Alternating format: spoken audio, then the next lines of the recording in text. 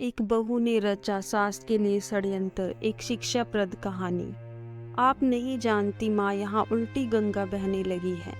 ससुर जी जब से रिटायर हुए हैं, मेरी सास और ससुर दोनों किसी फिल्म के लवर्ड की तरह अपने आप को जवान समझने लगे हैं। दिन भर हमारे घर के पास बने गार्डन में झूले पर बैठे बातें करते रहते हैं।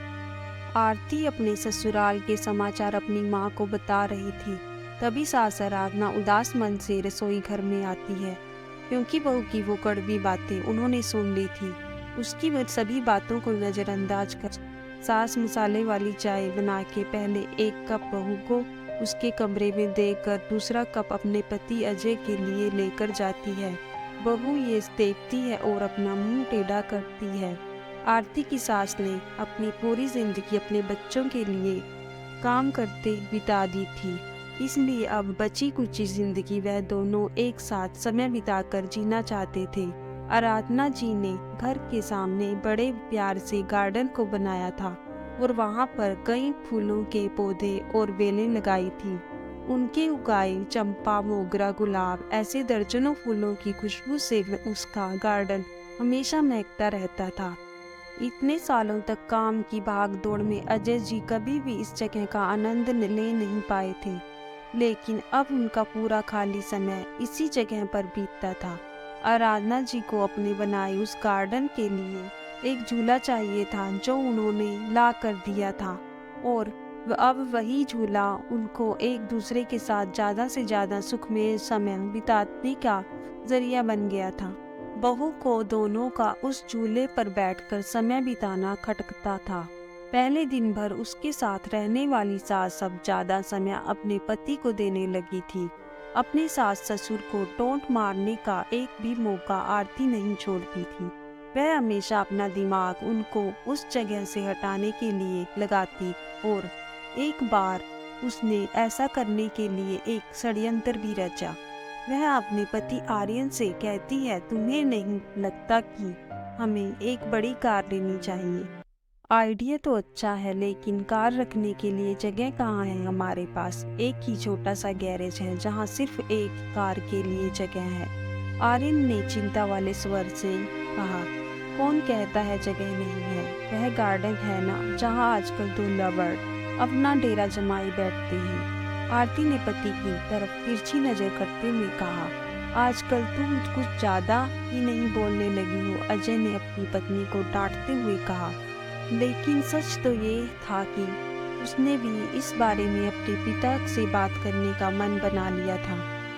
अगले दिन आर्यन पिता के पास गया और उनसे बोला, पिताजी, मेरा और आपकी बहू का मन है कि एक बड़ी कार ली जाए, पर बेटा हमारे पास पहले से एक गाड़ी है ना, दूसरी गाड़ी लेने के बाद हम उसे रखेंगे कहाँ?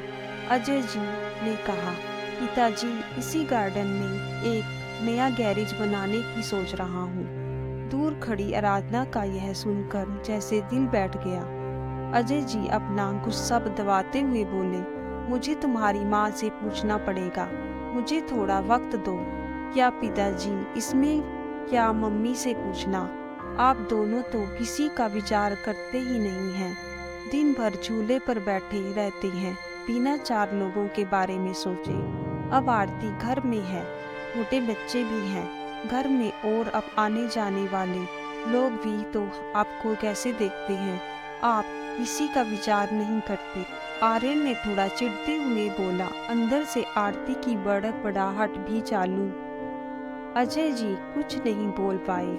उस दिन बेटे और बहू ने बाहर से अच्छा खाना मंगवाया था, लेकिन आराधना और अजय जी के गले से निवाला उतरे ना, ऐसा हो गया था।